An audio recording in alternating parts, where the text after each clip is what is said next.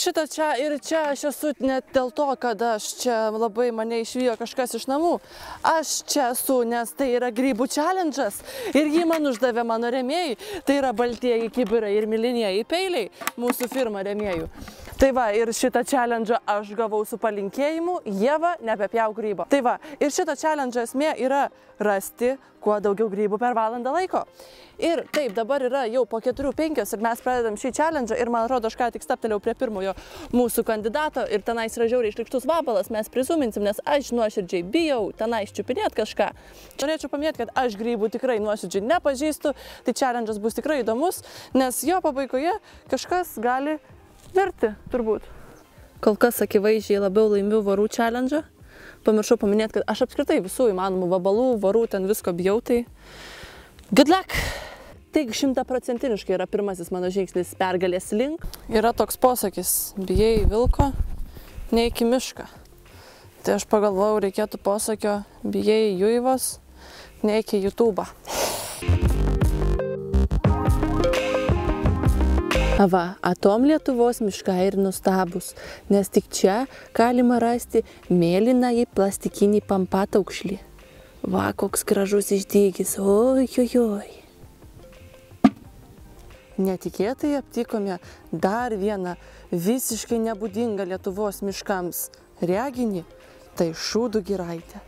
O pridygę kiek po lietaus ir baltų, ir juodų, ir plastikinių, ir apvalių, ir plastikinių dar kartą. Tiesiog akis raipsta nuo tokios gražios šūdų giraitės. Ir vamzdis vat nutiestas, ir takelis netgi pastatytas. Nu tiesiog gražu žiūrėti, tiesiog akis džiaugiasi. Ar žinot, kas yra panašaus tarp grybų ir mano YouTube video? Nuo kai kurių gali apsivemt. Grybas. O čia baltasis plastikinis bambutaukšlis. Tai va. O čia mes matom musmirę.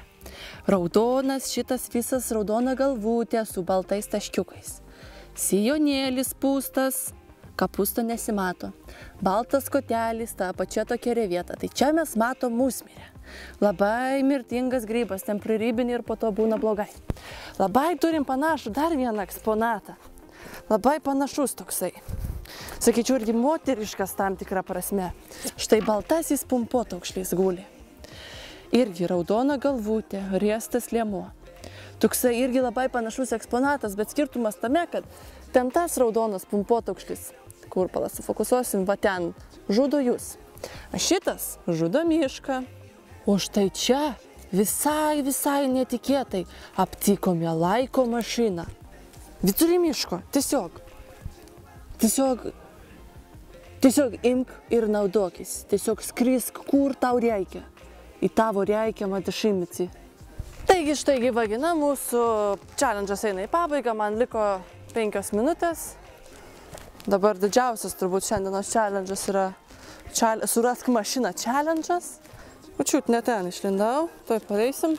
Baigėsi mano grybų challenge'as, kurio metu man pavyko per valandą laiko rasti net 10 grybų. Ir šitą challenge'ą aš noriu perduoti mūsų nuostabiai vlogeriai Karolinai Savko. Ir lauksime tavo video iš miško. Ir labai įdomu, ką tu ten rasi ir kiek tu ten viską rasi. O šiaip pagrindinė esmė, kurią aš norėjau pasakyti šito video, tai nepasigirt savo rastų grybų skaičium, o tiesiog jums parodyti, ką slepia mūsų gražieji, nuostabieji ir žalieji Lietuvos miškai, kuriais mes taip visiems didžiuojamės. Tai esmė tame, kad labai iš tikrųjų yra tų gražių dalykų. Šūdų giraitės, mėlynieji, baltieji bambutaukšliai ir panašiai. Tai tiesiog aš jums norėčiau ir palinkėti mišką žiūrėti kaip į gražų gamtos reiškinį, kuriuo mes galėtumėm didžiuotis, o ne kaip į sąvartyną, kurį mes vežam išmest savo visokį mėšlą ir po to ir sukuriam šūdų giraitės visokias. Tai tiek šiam kartui, ko aš jums norėjau papasakot. Pasidalinkit šio video su draugais, jeigu netyčia norit nukeliauti atgal į vasarą, tai kažkur miškuose prie Kretingos slepiasi laiko mašina, kuri yra visiems prieinama. Tai va, tai tiek šiam kartui, tiek jums norėjau dalykų papasakot ir iki kitų susitikimų. Iki! O dabar bus žoskai kietas perėjimas.